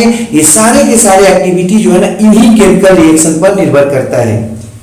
और एक सामान्य व्यक्ति के अंदर करीब 5000 प्रकार के माइक्रो और मैक्रो मॉलिक्यूल्स ऑर्गेनिक और इनऑर्गेनिक रूप में रहते हैं, एकदम दिमाग में बैठा लीजिएगा। और केमिकल रिएक्शन जो है ना करीब करीब 25,000 प्रकार का लगातार होता रहता है, हमेशा होता रहता है। अब इन सारे के सारे केमिकल ऑर्गेनिज्म जो होते हैं वो आपका एक साथ मेटाबॉलिज्म करा रहे थे। हम इसलिए लिखे हैं यहाँ पर लिविंग ऑर्गेनिज्म मेनली, हाँ, लेकिन ब्रैकेट में लिखे हैं सेल्स ऑल्सो। ठीक है, हाँ, मेनली ये जो आपका मेटाबॉलिक एक्टिविटी होता है वो आपका लिविंग ऑर्गेनिज्म के अंदर इतना होगा 25,000 प्रकार का केमिकल रिएक्शन, लेकिन कुछ सेल्स में भी बात करेंगे। ठीक है, आपका अधिकांश जो मेटाबॉलिज्म होता है वो आपका कैसे होता है, तो ऐसा नहीं है कि मेटाबॉलिक एक्टिविटी जो है ना, एक मेटाबॉलिक एक्टिविटी या रिएक्शन का बात करें तो उसमें केवल और केवल एक रिएक्शन होगा। जैसे रिस्पायरेशन है, रिस्पायरेशन क्या है, एक मेटाबॉलिज्म है, एक तरह का मेटाबॉलिज्म है। ऐसा ऐसा कई हो जाएंगे, respiration, photosynthesis, protein synthesis, digestion, इन सब को एक साथ क्या बोल रहे थे, मेटाबॉलिज्म बोल रहे थे। इसी में ग्लाइकोनियोजिनेसिस हो जाएगा, ग्लाइकोजिनेसिस हो जाएगा, कई प्रकार के जो है ना एक्टिविटी एक साथ होते रहते हैं। लेकिन अधिकांश जो मेटाबॉलिक एक्टिविटी होते हैं उसमें केवल एक रिएक्शन नहीं होता है, कई रिएक्शंस एक साथ चलते रहते हैं। जैसे आपका एक एग्जांपल ले रहे थे रिस्पायरेशन का। रिस्पायरेशन का जब हम बात करते हैं तो रिस्पायरेशन जो है एक मेटाबॉलिक एक्टिविटी है, लेकिन रिस्पायरेशन में कई एक्टिविटी एक साथ होता है, कई रिएक्शंस एक साथ होते हैं। जैसे ग्लाइकोलिसिस, सबसे पहले जो है ना ग्लूकोज टूटेगा, उसके बाद लिंक रिएक्शन, उसके बाद क्रेब्स साइकिल, उसके बाद ईटीएस, ये सब के सब घटनाएं होकर और क्या होता है, एक साथ आपका कंप्लीट रूप में रिस्पायरेशन कहलाता है। हाँ, और ईटीएस में भी कई आपका रिएक्शन एक साथ होगा। क्रेब्स साइकिल में भी कई रिएक्शन एक साथ होंगे। तो यहां पर ये कहना क्या चाह रहे हैं हम कि आपको लगता होगा कि एक एक्टिविटी हो रहा है, लेकिन एक एक्टिविटी अकेला नहीं होता है, बल्कि उसमें कई केमिकल रिएक्शंस एक साथ होते हैं, कैस्केड रूप में, सीरीज में होते हैं। कैस्केड का मतलब एक दूसरे से सब जुड़े हुए हैं, एक होगा तो दूसरा होगा, दूसरा से तीसरा, चौथा, पांचवा, ऐसे करके कई रिएक्शंस होंगे, तो एक आपका इवेंट पूरा होगा, एक घटना पूरा होगा। एकदम सिंपल सा एग्जांपल आप ले सकते हो बाहर का भी। मान लेते शादी का बात करें किसी का, तो शादी क्या होगा, एक इवेंट हो गया, एक घटना हो गया। लेकिन शादी में कई रिएक्शंस होते हैं, कई तरह की घटनाएं की जाती हैं। हाँ, और उसको आप इमेजिन कर सकते हो वो क्या क्या करना पड़ता है वहां पर, और उसके बाद एक इवेंट पूरा होता है, एक मेटाबॉलिक पाथवे पूरा होता है, और उस मेटाबॉलिक पाथवे के थ्रू ही एक घटना आपका पूरा हो जाता है। तो मेटाबॉलिक पाथवे क्या है, अगर कोई आपसे पूछे तो क्या बताओगे कि मेटाबॉलिज्म के समय कई रिएक्शंस एक साथ होते हैं, और उन रिएक्शंस को एक साथ हम क्या कहते हैं, मेटाबॉलिक पाथवे कहते हैं। ठीक है, मेटाबॉलिज्म क्या हो गया, इन सारे के सारे रिएक्शंस को एक साथ हम क्या कहेंगे, मेटाबॉलिज्म कहेंगे। अब आपके मन में आ रहा होगा कि ये जो केमिकल पाथवे होता है हमारी बॉडी के अंदर, वो आखिर कैसे नियंत्रित होता है। तो अधिकांश जो केमिकल पाथवे होता है वो आपका एंजाइम्स के द्वारा रेगुलेटेड होता है, और उन एंजाइम्स को हम बायोकैटलिस्ट कहते हैं। तो यहां पर बात करते हैं एंजाइम्स का। एंजाइम्स क्या है, जैसे ही आपको बोला जाए एंजाइम्स, तो आपके दिमाग में आ जानी चाहिए एक बात कि एंजाइम्स का मतलब होता है वैसा स्ट्रक्चर, वैसा मटेरियल्स जो आपको किसमें मदद करता है, जो आपको मदद करता है कौची में बाबू, मदद करता है रिएक्शन पूरा करने में, मेटाबॉलिज्म करने में। ठीक है, तो यहां पर हम क्या लिख रहे थे कि मेटाबॉलिक एक्टिविटी जो होता है वो एंजाइम के द्वारा नियंत्रित होता है। अब यहां पर बात करते मेटाबॉलिक एक्टिविटी में एंजाइम्स के बारे में थोड़ा सा हम बताएंगे। ऐसे तो आपको एंजाइम्स पढ़ना है डिटेल से।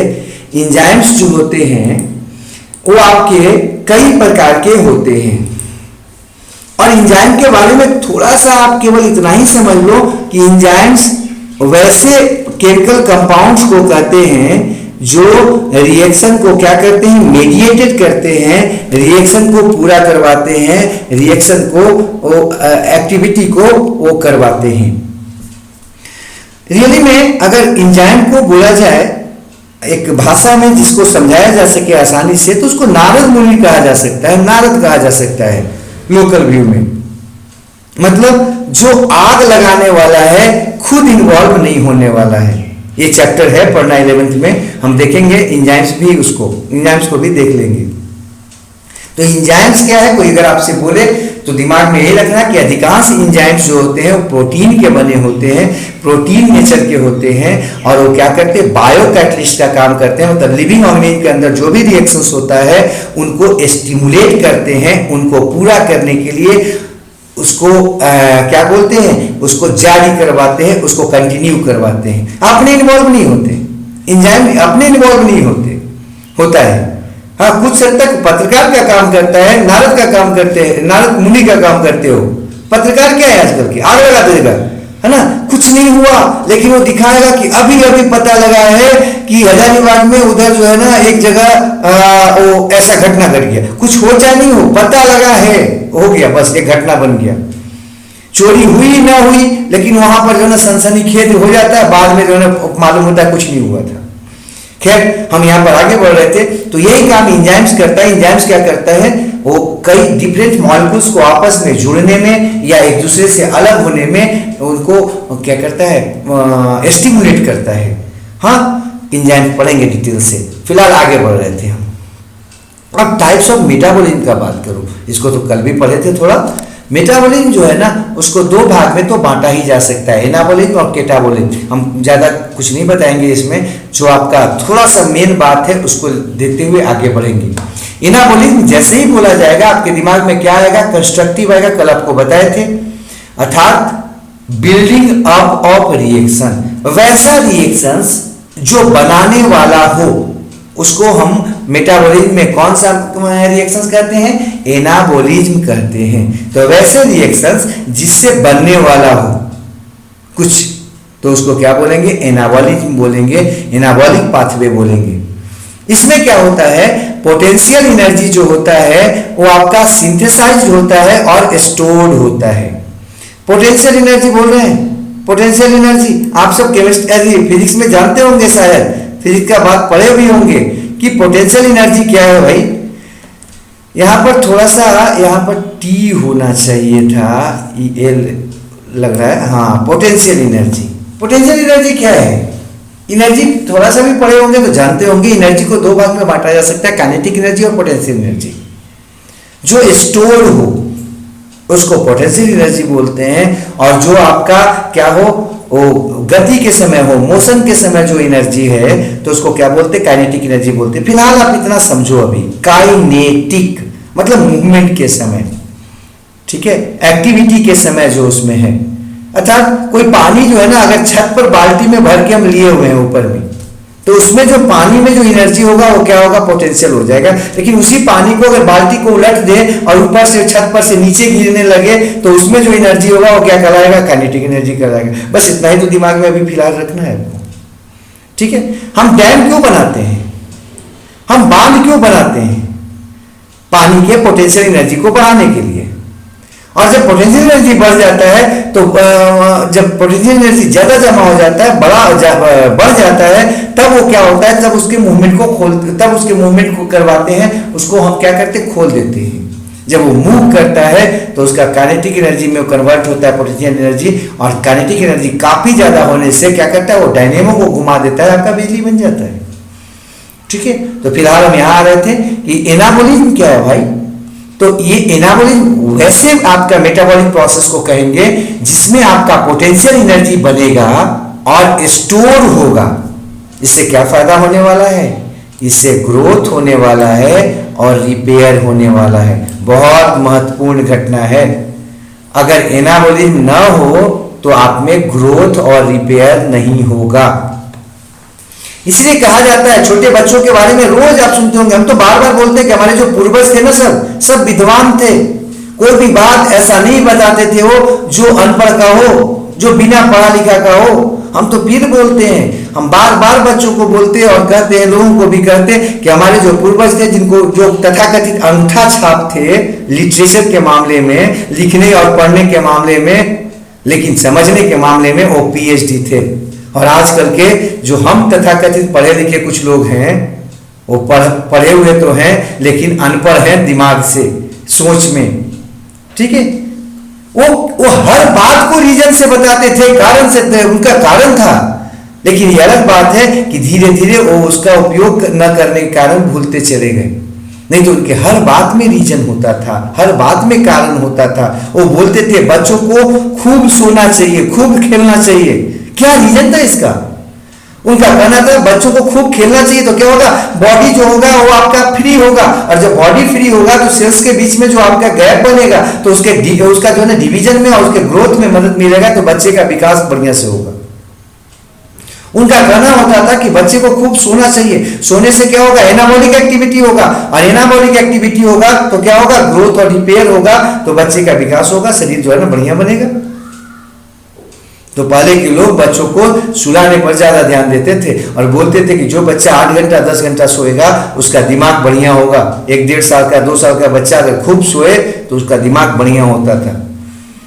आज तो जो ना हम लोग क्या करते हैं, आज टीवी दिखाते हैं छोटे बच्चे को शुरुआत से ही, उसको लैपटॉप दे देते हैं। 1 साल 2 साल का बच्चा बैठ के गेम खेलते रहता है, वो इधर गेम खेलता है, माँ उधर गेम खेलती है, हम लोग गेम में लगे रहते हैं। हाँ, मोबाइल पर लग जाता है छोटा बच्चा, जबकि पहले के पूर्वजों का कहना था कि नहीं, बच्चे को फिजिकल खेल में लगाओ और बाकी दिनों में उसको सोने के लिए लगाओ, खाओ और सो और खेलो। खैर हम आगे बढ़ते, कैटाबॉलिक एक्टिविटी का बात करते हैं। कैटाबॉलिक एक्टिविटी क्या है? वैसे एक्टिविटीज को कैटाबॉलिक कहते हैं जो डिस्ट्रक्टिव हो, जो तोड़ने वाला हो, अर्थात ब्रेकिंग अप रिएक्शंस। वैसे रिएक्शन जो टूटते हैं, जिसमें कुछ टूटता है, कॉम्प्लेक्स सिंपल में बदलता है, उसको बोलते हैं कैटाबॉलिक। कलम बनाए थे इसको फिगर से। ये जो है ना, इसमें क्या होता है कि जो स्टोर्ड पोटेंशियल एनर्जी होता है वो टूटता है, और वो जब टूटता है मतलब यहाँ पर ग्रोथ का बात नहीं कर सकते हैं। कैटाबॉलिज्म में ग्रोथ नहीं होता है, यूज होता है। जो आप जमा किए हो उसको यूज करते हो। मतलब कैटाबॉलिज्म क्या है भाई? खर्च है। और एनाबॉलिज्म क्या है? जमा है। बैंक में हम जमा कर रहे थे तो क्या हो रहा था? Anabolic activity. और बैंक में से पैसा निकाल के खर्च कर रहे हैं, ये क्या? Catabolic activity. अब देखो आपके मन में आ रहा होगा या बच्चों से पूछो कि भैया कौन ठीक है, एनाबॉलिज्म की कैटाबॉलिज्म? तो बच्चा बोलेगा सर एनाबॉलिज्म ठीक है, खूब जमा करेंगे।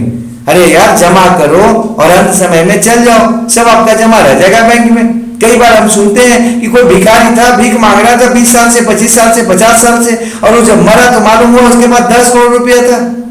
अब वो 10 करोड़ रुपया क्या ऊपर ले जाएगा? कहाँ जाएगा उसका? वो तो चला गया मुंह फाड़ के। तो एनाबॉलिज्म और कैटाबॉलिज्म दोनों जरूरी है।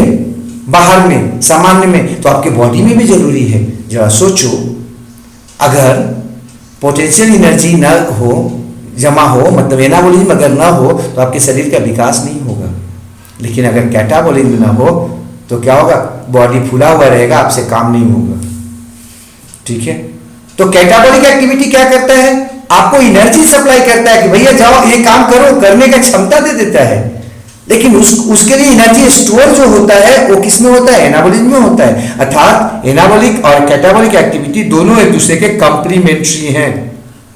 कंप्लीमेंट्री, ध्यान रखिएगा, कंप्लीमेंट्री है। कंप्लीमेंट्री का मतलब क्या बोल रहे? दोनों एक दूसरे के पूरक हैं। एक न हो तो दूसरा गड़बड़ा जाए, दोनों को होना चाहिए। और इसीलिए यहां पर लिखे हैं कि कैटाबॉलिज्म हमको एनर्जी देता है मेटाबॉलिज्म के लिए, और रॉ मटेरियल्स देता है एनाबॉलिज्म के लिए। अगर कैटाबॉलिज्म नहीं होगा तो एनाबॉलिज्म नहीं होगा, और एनाबॉलिज्म नहीं होगा तो कैटाबॉलिज्म नहीं होगा। इसलिए दोनों का होना जरूरी है। हाँ, अब हम बात करते हैं मूवमेंट का। दोनों में से एक भी गड़बड़ा जाएगा ना आपका तो डाइजेस्टिव सिस्टम गड़बड़ा जाएगा। दोनों में से एक भी घबरा जाएगा ना तो रिस्पायरेटरी सिस्टम घबरा जाएगा। दोनों में से एक भी घबरा जाएगा तो आप घबरा जाओगे। इसलिए दोनों को बराबर बराबर होने दीजिए और होने देना चाहिए। अब बात करते हैं मूवमेंट का। हम अगला जो कैरेक्टरिस्टिक फीचर है लिविंग ऑर्गेनिज्म का फोर्थ, वो कौन है? मूवमेंट। मूवमेंट क्या है भाई? मूवमेंट किसी भी बॉडी के पार्ट्स का या पूरे बॉडी का क्या होना? मूव करना, अपने प्लेस से साइड इधर उधर होना, डिस्प्लेसमेंट शो करना, क्या कहलाता है? मूवमेंट कहलाता है। और ये जो मूवमेंट है ना, वो मूवमेंट को हम कम से कम दो भाग में तो बांट ही सकते हैं। एक movement of the part of the body, है ना, आपके बॉडी के पार्ट्स जो मूव कर रहे हैं उसको बोलेंगे बॉडी पार्ट्स मूवमेंट। और दूसरा होता है पूरा का पूरा बॉडी मूव कर जाता है। जैसे अभी हम बैठे हुए हैं, हमारा पूरा बॉडी जो है ना एक जगह पर है, एक साइड पर है, लेकिन आपका बॉडी के जो पार्ट्स हैं, आपके हेड है, हाँ, वो आपका जो मेन आपका ट्रंक है, हाथ है, फिंगर्स है, वो क्या कर रहा है? मूव कर रहा है। तो ये क्या कर रहा है? Movement of the body of parts या body parts, movement of body parts. और दूसरा, अब थोड़ा देर के बाद जब क्लास खत्म हो जाएगा तो आप भी उठ के चले जाओगे सामने से, हम भी उठ के सामने से चले जाएंगे। ये क्या कहलाएगा? लोकोमोशन कहलाएगा। अगर पूरे का पूरा बॉडी एक जगह से दूसरे का मूव कर जाए तो इसको बोलते हैं लोकोमोशन। लोकोमोशन, लोकोमोशन क्या हो गया बाबू? किसी ऑर्गेनिज्म के पूरे बॉडी का एक स्थान से दूसरे स्थान को मूव कर जाना। लेकिन अगर बॉडी एक ही स्थान पर है, उसके बॉडी के जो पार्ट्स हैं वो मूव कर रहे हो तो उसको कहते हैं मूवमेंट, सिंपल, या मूवमेंट ऑफ क्या? Body parts. तो हाथ पैर का हिलना, ये क्या है? मूवमेंट ऑफ बॉडी पार्ट्स है। आपका लीवर काम कर रहा होगा, आपका किडनी जो है ना और कुछ काम कर रहा होगा, आपका जो है हार्ट वो फैल रहा होगा, सिकुड़ रहा होगा, ये भी मूवमेंट है। लेकिन ये बॉडी पार्ट्स का मूवमेंट है। और पूरा आप यहां से वहां चले जाएं तो ये कहलाएगा लोकोमोशन। तो खैर हम यहाँ आ रहे थे। तो लिविंग मटेरियल जो होता है वो कोई भी आपका लिविंग सेल्स का कभी भी कांस्टेंट में नहीं रहता, वो एक स्थान पर नहीं रहता, उसमें एक निश्चित मूवमेंट होता ही रहता है। हाँ, हमेशा ध्यान रखिएगा कि इसलिए कहते थे हमारे पूर्वज लोगों का कहना था कि गति ही जीवन है, मोशन ही जीवन है। सोचो कितना बड़ा विद्वान थे वो सब। तभी तो मेंडल साहब ने जेनेटिक्स में जीन के बारे में उस समय बता दिया हम लोगों को, जिस समय सेल बढ़िया से नहीं जानते थे, जिस समय सेल का न्यूक्लियस ठीक से नहीं पढ़े थे, जिस समय हम लोग क्रोमोसोम नहीं जानते थे, क्रोमोसोम की संरचना नहीं जानते थे, क्रोमोसोम कुछ होता है ये भी नहीं जानते थे। और उस समय मेंडल ने हमको क्या दे दिया, हमको जीन के बारे में, फैक्टर के बारे में बता दिया। ये हमारे पूर्वजों का सोच था। हमारे पूर्वज बहुत बौद्धिक रूप से संपन्न थे। आज हम जो है ना वो क्या बोलते हैं, एकेडमिक रूप से संपन्न होते जा रहे हैं, डिग्री पर डिग्री लेते जा रहे हैं, लेकिन बौद्धिक रूप से खाली होते जा रहे हैं, सोच के मामले में समाप्त होते जा रहे हैं। तभी तो न्यूट्रिशन में ही अभी आपको हम पढ़ा रहे थे, न्यूट्रिशन में जो है ना हमारे पूर्वजों का जो कहना था, जो गतिविधियां थी, अब समाप्त हो चुका है। पहले आपके घर में कोई आता था तो उसको क्या मिलता था, मिश्री मिलता था, मिश्री का ढेला। हाँ, वो जो है ना चीनी नहीं मिलता था, चीनी लोग नहीं खाना पसंद करते थे, मिश्री होता था जो राह होता था, कच्चा होता था पदार्थ। पहले लोग क्या करते थे, गुड़ देते थे, मीठा जिसको बोलते थे। आज लोग कोई आए आपके घर में तो मिक्सर देते हैं, चाय देते हैं। मिक्सर में क्या होता है, वो नमक होता है, साल्ट्स। उसमें क्या होता है, उसमें मिर्ची होता है। वो क्या करता है, सामने वाले को और बेचैन कर देता है। जबकि मीठा क्या करता है, शांति देता है। कभी भी आपको खूब बेचैनी हो, खूब गुस्सा है, थोड़ा सा जो है ना मीठा खा के देखिएगा, आपको सोले शांति महसूस होता है। हमारे पूर्वजों का ये था। हमारे पूर्वज क्या करते थे, शरबत देते थे। और आजकल की माताएं चाय देती हैं। चाय क्या करता है, भूख भी समाप्त करता है और सामने वाले को अंततः समाप्त कर देता है। तो हमारे जो पूर्वज थे ना, सब के सब बौद्धिक संपदा संपन्न थे। हम जब अपना पढ़ाई शुरू किए तो मैथ के रूप में शुरू किए, मैथ के अच्छे स्टूडेंट माने जाते थे। लेकिन जब हमको एक दिन एक टीचर गोपाल शर्मा सर से जब हम मिले तो हमको समझ में आया कि अगर ओरिजिनल में कोई साइंस है, कोई समझने का चीज है, तो कौन है, बायोलॉजी है। हमारे पूर्वज जो है ना प्योर बायोलॉजिस्ट थे पहले के। वो कोई भी काम, कोई भी बात बिना मतलब का नहीं बताते थे। लेकिन हम और आप केवल और केवल अब फायदे का ही बात सोचते हैं, और वो भी घाटेदार होता है। हम लोग क्या करते हैं, कहीं पेड़ देखते हैं तो ये जरूर सोच लेते हैं कि इससे क्या क्या बन सकता है, प्रोडक्ट क्या क्या मिल सकता है।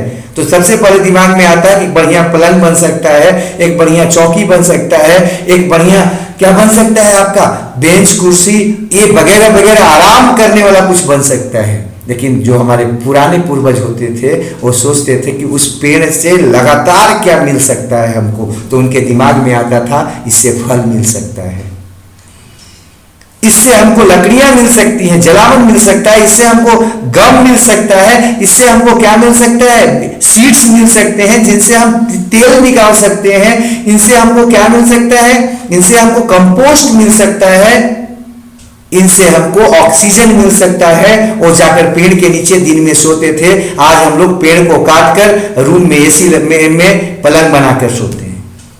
अंतर यही हो गया कि उनका एसी कहाँ होता था, वो आपका वो बगीचा में होता था, उस गार्डन में होता था। हमारा जो है ना एसी आर्टिफिशियल है, कोरोना फैला रहा है। पहले के लोगों को देख लो जरा सा, गजब का सोच था उनका। और इसीलिए पहले के लोग जो है ना, हम तो गांव जब भी मौका मिलता जाते और एक डेढ़ एक दो घंटे जितना भी रह पाते हैं, मजबूरी है उतना में देख लेते हैं कि वो सब कितने बड़े विद्वान थे, पीएचडी थे। थोड़ा सा भी अगर उन लोगों का हम लोगों में आ जाए तो क्या हो जाएगा, आज विज्ञान जो है ना फिर सोचने लायक बन जाएगा। हम ऐसे डैम बना पाएंगे जो 125 साल में भी नहीं टूटेंगे। नहीं तो बिहार में देख लो, अभी हाल में एक घटना घटा है कि उद्घाटन हुआ और 1 महीने में पुल दह जाता है, रोड दह जाता है।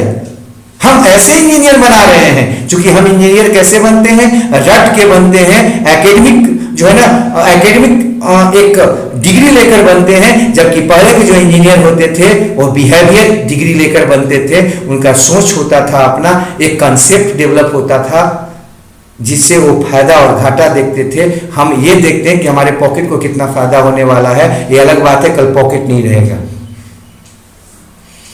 सोचिए जरा सा, हमारा बनाया हुआ पुल या रोड 20 साल में जर्जर हो जाता है, और ऐसे ऐसे रोड और पुल हमारे पूर्वज इंजीनियरों ने बनाया था, जो अभी 50 साल 100 साल हो चुका है और अभी भी चल रहा है। वो बनाया किस पर गया था? ईंटा का पुल था और चूना से जोड़ा हुआ था, चूना मीठा और ये सबसे मिलाकर जोड़ा जाता था, और अभी भी बढ़िया से चलता है। और हम सीमेंट बनाते हैं, कौन ऐसा सीमेंट है जो तोड़े नहीं टूटेगा, और 20 साल में मालूम होता है कि जो बनाया है स्ट्रक्चर को ही टूट जाता है, सीमेंट का तो पता ही नहीं चलता है। खैर, हम आगे बढ़ते हैं। तो बात कर रहे थे हम एनाबॉलिज्म और कैटाबॉलिज्म का, उससे आगे बढ़ के मोशन पर आए थे। तो मोशन में क्या बता रहे थे कि इस संसार का नियम है क्या? गति। अगर आप गति नहीं करते हो, अगर आप क्या नहीं करते हो, अगर आप रुक जाते हो तो क्या होता है? आप समाप्त हो जाते हो। ये हमारे पूर्वजों का कहना था कि जो गति करता है वही आगे बढ़ सकता है, वही जिंदा रह सकता है। इस बात को जरा सा यहाँ पर रखिएगा कि कोई भी लिविंग सेल्स या ऑर्गेनिज्म जो है उसमें हमेशा मूवमेंट होता रहता है, उसके मटेरियल्स में लगातार मूवमेंट होता रहता है, वो स्थिर नहीं होता है। फिर आगे बढ़ते हैं। मोस्ट ऑफ द एनिमल्स जो है ना, वो एक प्लेस से दूसरे प्लेस आपका मूव कर जाते हैं, और उनमें लोकोमोशन का बात करते हैं। अर्थात लोकोमोशन का जब भी बात होगा तो समानता किसके लिए करते हैं? एनिमल्स के लिए करते हैं। प्लांट के लिए लोकोमोशन नहीं करते, अर्थात प्लांट एक स्थान से दूसरे स्थान नहीं जाता है। प्लांट में भी लेकिन मूवमेंट होता है, प्लांट में लोकोमोशन नहीं होता लेकिन मूवमेंट होता है इन्वायरमेंट के लिए, ठीक है। और उसको हम ग्रोथ के रूप में देख सकते हैं, ठीक है। जिधर लाइट ज्यादा है उधर आपका क्या होगा? वो आपका बढ़ेगा, उधर की तरफ ग्रो करेगा। कुछ प्लांट्स जो है ना वो डिस्टिंक्ट मूवमेंट दिखाते हैं, साफ क्लियर कट आपको मूवमेंट दिखाते हैं इन्वायरमेंट के लिए, जैसे सनलाइट के लिए। कुछ प्लांट्स को देखे होंगे आप, सूरजमुखी को देख लो, हाँ, जिधर आपका सूरज का जो है ना किरण रहेगा उधर घूम जाएगा, ऐसे अपना मुंह घुमा देगा।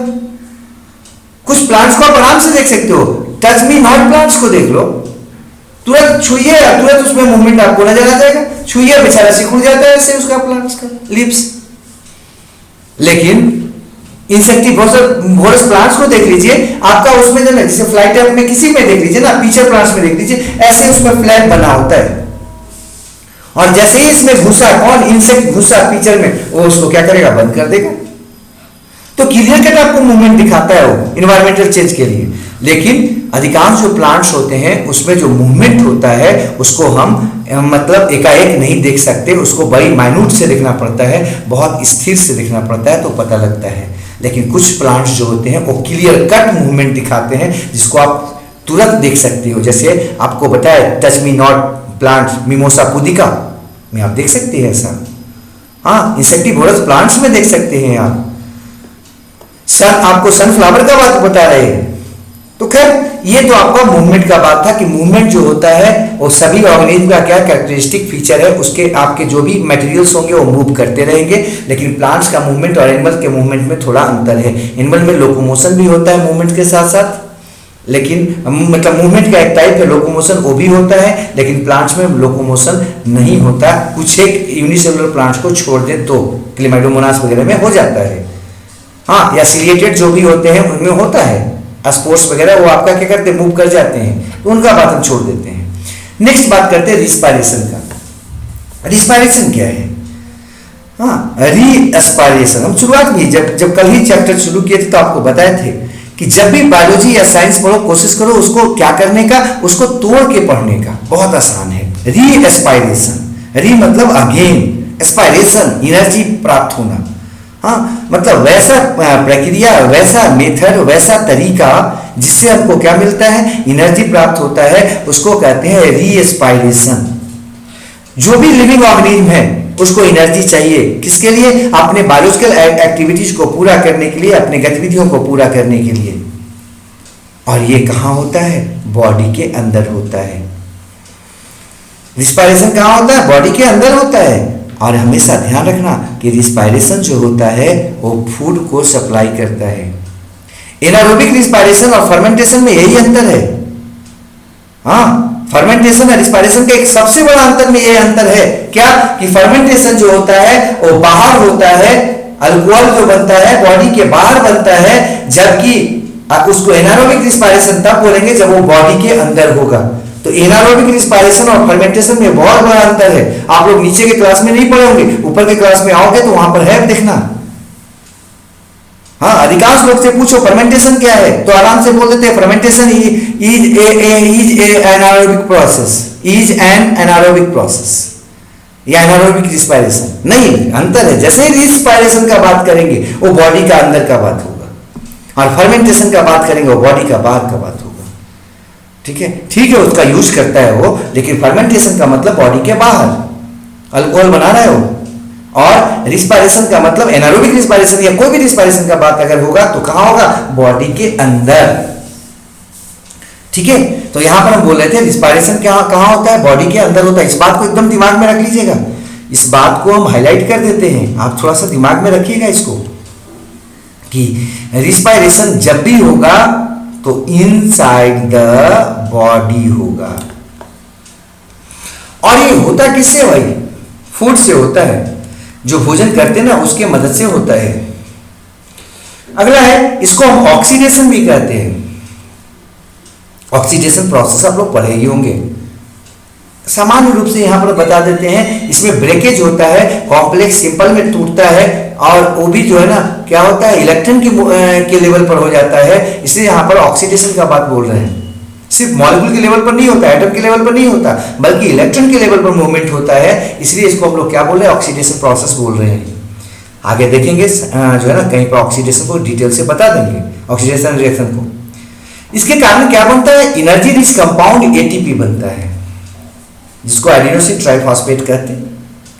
और इसी एटीपी का यूज हम क्या करते हैं, अपने सभी बायोलॉजिकल प्रोसेस में करते हैं। जो भी बायोलॉजिकल प्रोसेस हमारे बॉडी के अंदर होता है उसमें जो आपका यूज होता है एनर्जी का, वो कहां से करते हैं, हम किसका करते हैं, एटीपी का करते हैं। ठीक है, चाहे बैक्टीरिया हो चाहे मैन हो, सभी में आपका रिस्पायरेशन होता है, अब एनारोबिक हो या एरोबिक हो, और ये क्या करता है, आपको एटीपी देता है, जिससे आप अपनी गतिविधियों को पूरा कर सकते हो। नेक्स्ट जो बात है वो एक्सक्रीशन का बात है। एक्सक्रीशन क्या है भाई, कल भी आपको शायद हम बताए होंगे, और नहीं अगर याद हो तो फिर से बोल देते हैं। एक्सक्रीशन और सिक्रीशन में अंतर है। मेटाबॉलिक याद ही तो लगता है बोल रहे थे। हाँ, मेटाबॉलिक यूजफुल प्रोडक्ट को अगर देते हैं या निकलता है आपके बॉडी से तो उसको सिक्रीशन बोलते हैं, और हार्मफुल मेटाबॉलिक प्रोडक्ट को अगर बाहर निकले बॉडी से तो उसको क्या कहते हैं, एक्सक्रीशन कहते हैं। तो मेटाबॉलिक रिएक्शन जब होता है ना तो उससे क्या होता है, फायदेमंद और हानिकारक दोनों प्रोडक्ट बनते हैं। कोई भी ऐसा अभिक्रिया नहीं है, कोई भी ऐसी प्रक्रिया नहीं है जिसमें आपका फायदेमंद ही केवल बने, हानिकारक नहीं बने, दोनों बनने वाला है। अभी हम लोग पढ़ रहे हैं तो दोनों रिएक्शन होगा, कुछ अच्छा भी बनेगा कुछ खराब भी बनने वाला है। ठीक है, और इसी को हमको देखना है कि अच्छा ज्यादा बन रहा है कि खराब ज्यादा बन रहा है। अगर अच्छा ज्यादा बन रहा है तब तो मेटाबॉलिक एक्टिविटी बढ़िया है, और अगर खराब ज्यादा बन रहा है तो मेटाबॉलिक एक्टिविटी खराब है। यहाँ पर बोल रहे हैं एक्सक्रीशन के बारे में कि जब मेटाबॉलिज्म होता है तो आपका यहाँ पर दोनों तरह के बनते हैं, यूजफुल भी और हार्मफुल मटेरियल्स भी बनते हैं। सामान्यतः जो यूजफुल होते हैं उसका तो यूज कर लिया जाता है, लेकिन जो हार्मफुल होता है वो आपका बॉडी के बाहर निकाला जाता है, और वो जो निकाला जाता है उसको कहते हैं मेटाबॉलिक वेस्ट या एक्सक्रीटरी वेस्ट। ठीक है, अब इसमें कौन कौन आते हैं, क्या आता है, थोड़ा सा देख लेते हैं। CO2 को निकालना रिस्पायरेशन में, CO2 जो हम लोग निकालते हैं रिस्पायरेशन में, वो क्या है भाई, एक्सक्रीशन है। ठीक है, वो मेटाबॉलिक वेस्ट है, उसका यूज नहीं कर सकते। एनिमल जो है CO2 का उपयोग नहीं कर सकता। हाँ, थोड़ा बहुत जो है प्लांट कर सकते, थोड़ा बहुत क्या प्लांट कर लेता है, तो प्लांट के लिए वो फायदेमंद हो सकता है, लेकिन हमारे लिए तो हानिकारक है। फोटोसिंथेसिस के लिहाज से वो फायदेमंद है, लेकिन रिस्पायरेशन के लिहाज से प्लांट के लिए भी वो हानिकारक है। तो रिस्पायरेशन में जो हम लोग CO2 निकालते हैं वो क्या है, एक्सक्रीशन है। रिलीज ऑफ NH3 ड्यूरिंग ग्लाइकोनियोजिनेसिस, अगर थोड़ा बहुत भी याद हो, हम डाइजेशन पढ़ा रहे थे तो हम लोग बताए थे आपको कि ग्लूकोज जो आपके बॉडी के अंदर बनता है वो अमीनो एसिड वगैरह से भी बनता है। तो ये ग्लाइकोनियोजिनेसिस वगैरह जो होता है ना, उसमें क्या होता है, अमोनिया को बाहर निकाल दिया जाता है। और ये प्रोसेस क्या है बाबू, आपका एक तरह का एक्सक्रीशन है। तो बताओ, एक तरफ तो ग्लूकोज बन रहा है फायदेमंद पदार्थ, और एक तरफ क्या बनाया जा रहा है, अमोनिया बनाया जा रहा है हानिकारक पदार्थ। तो कोई भी मेटाबॉलिक एक्टिविटी चाहे जो भी हो, उसमें दोनों प्रकार के मटेरियल्स बनते हैं, दिमाग में रखिएगा, फायदेमंद भी और हानिकारक भी। अब ये निर्भर किस पर करता है कि वो ऑर्गेनिज्म कौन है। प्लांट्स क्या करते हैं, most of the excretory product को यूज कर लेते हैं, इसलिए उनके लिए तो फायदेमंद में कन्वर्ट हो जाता है। हम नहीं कर पाते तो हमारे लिए हानिकारक हो जाता है। यहां पर लिखिए इस बात को कि in plants the metabolic rate is relatively reduced, काफी कम होता है। प्लांट जो है ना, उसकी एक्टिविटी काफी कम होता है।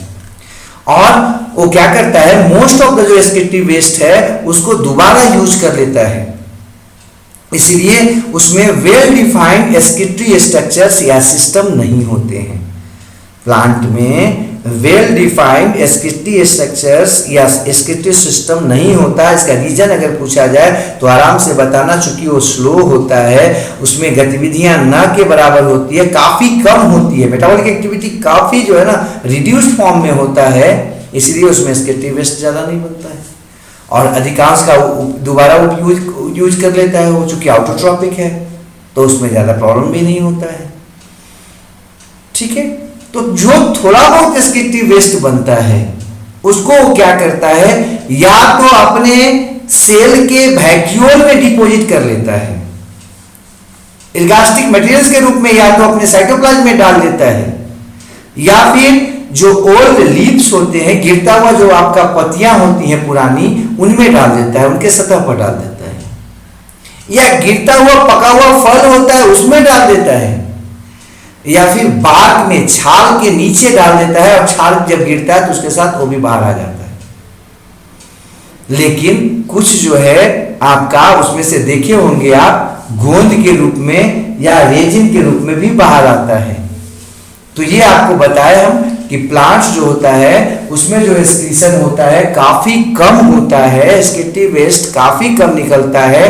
रीजन क्या था भाई, क्योंकि उसके मेटाबॉलिक एक्टिविटी काफी स्लो होते हैं, काफी कम होते हैं, जिसके चलते उसको ज्यादा जो है ना हानिकारक प्रोडक्ट बनाना नहीं पड़ता, और जो बनता भी है उसको दोबारा यूज कर लेता है कुछ एक को छोड़कर। वो जो कुछ एक है उसको आपका क्या करता है, या तो सेल्स के वैक्यूल में इकट्ठा कर देता है उनको, या फिर इर्गास्टिक मटेरियल्स के रूप में वो आपका कॉम्प्लेक्स स्ट्रक्चर के रूप में बना के साइटोप्लाज्म में डाल लेता है ओल्ड सेल्स में। जैसे आप इसमें देख सकते हैं ओल खाते होंगे शायद, ओल जो है ना, ओल अंग्रेजी भी उसका ओल है, या एलिफेंट फुट बोलते हैं उसको, पैर, हाथी पांव। उसमें आप सुनते होंगे वो क्या करता है, जमीन गंध बोलते हैं जिसको, वो क्या करता है, वो आपका जो है ना वो मुंह में काटता है, गड़ता है उसका। क्यों ऐसा करता है, वो क्या करता है, वेस्ट को अपने में जमा कर लेता है, सुई के रूप में जमा रहता है, नीडल्स के रूप में जमा होता है। अगर वो आपका ठीक से जो है ना क्या हो, पके नहीं तो क्या करता है, वो आपका गड़ता है, तो हमको लगता है कि वो काट रहा है। ठीक है, खैर एक्सक्रीटरी वेस्ट को या तो अपने अंदर सेल के अंदर जमा कर लेता है, या फिर क्या करता है आपके बार्क के नीचे लेयर पर लगा देता है, बार्क के साथ बाहर आ जाता है, या जो ओल्ड आपके लीव्स या फ्रूट्स है उनके साथ वो बाहर निकाल देता है। और जो फ्रूट्स गिरते हैं ना उसमें ढेर सारा एक्सक्रीटरी वेस्ट होता है उसका। ठीक है, तो ये हम लोग पढ़ रहे थे एक्सक्रीशन के बारे में, जो आपका छठा आपका उसका क्या था, इंपॉर्टेंट कैरेक्टरिस्टिक था लिविंग का। अब जो है हम सातवां जो है कैरेक्टरिस्टिक, जो इंपॉर्टेंट कैरेक्टरिस्टिक है वो है कंससनेस। तो कंससनेस जो है उसको पढ़ें, इसके पहले जो है ना अब हम बात